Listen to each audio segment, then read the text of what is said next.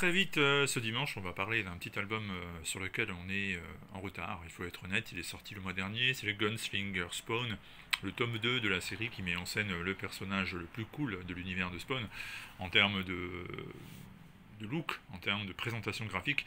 Si vous aimez les personnages un peu années 90 avec des gros flingues, Gunslinger c'est fait pour vous. D'autant plus qu'il y a la couverture de Paul Renault qui est plutôt jolie, c'est le moins qu'on puisse dire. Alors c'est un motif supplémentaire pour acquérir ce tome 2. On est en plein dans les années 1990, en plein revival, avec une série dessinée à la perfection, j'ai envie de dire, si vous aimez ce style évidemment, par Brett Booth. Il est au sommet de sa carrière, tout simplement. On a l'impression qu'il est en plein dans la période 94, 95, 96, et il nous sort des planches où les monstres, les gros flingues et les personnages avec des pouvoirs nécrotiques, c'est-à-dire par exemple le Gunslinger, le pistolero, mais aussi Miss Spawn, She Spawn en VO, ou bien Al Simmons, le Spawn de départ, d'origine. Et bien tout le monde est là, tout le monde est regroupé avec un personnage principal qui est hors de son époque, qui aimerait retourner dans le passé, un peu avant d'ailleurs la période qu'il a quittée, de manière à sauver sa sœur, qui a été savagement assassinée par une bande de criminels. Et ces criminels-là, il se trouve qu'en plus, ils sont à notre époque, raison de plus pour les retrouver et leur faire la fête à eux, à tous leurs descendants et à tous ceux qui étaient avec eux. Mais ça n'est pas si simple, d'autant plus qu'apparemment tous les ennemis du Gunslinger savent à l'avance ce qu'il va faire et peuvent le pister à chacun de ses mouvements, à chacune de ses décisions, et ça l'embête bien, et il aimerait bien savoir pourquoi.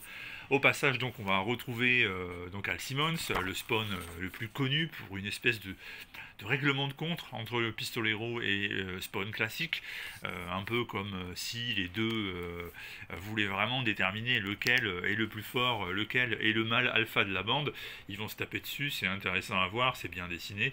Le personnage de Miss Spawn, She Spawn, eh ben, c'est un personnage qui est esthétiquement agréable à regarder. Alors je vous répète, hein, on est vraiment dans les années 90, avec des adversaires, des ennemis qui se succèdent les uns après les autres, qui sont tous hyper musculeux, hypertrophiés même, j'ai envie de dire. Ils sont tous très menaçants, il y a des chaînes partout, il y a des armes, ça se tape dessus, mais c'est beau, et même si le scénario dit comme ça a l'air d'être un peu expédié à la va-vite, et ben en réalité on est en plein dans l'univers de Spawn, dans le meilleur de l'univers de Spawn, qui subit une espèce de cure de seconde jeunesse depuis quelque temps. Et le titre peut-être le plus accrocheur et qui fait le plus envie quand on le regarde comme ça de l'extérieur, c'est Gunslinger Spawn. C'est pour ça que je vous le présente. Si vous aimez cet univers et ce type de comic books, eh ben, Gunslinger Spawn, ça fait le métier. Et le tome 2 donc, est déjà disponible évidemment chez Delcourt. On vous montrera le tome 2 de Scorched aussi, l'Escouade Infernale. Et ça sera pour un peu plus tard, parce qu'on a plein de trucs à passer en vidéo avant de partir en vacances. Donc dès la semaine prochaine, on va s'y mettre. A très vite.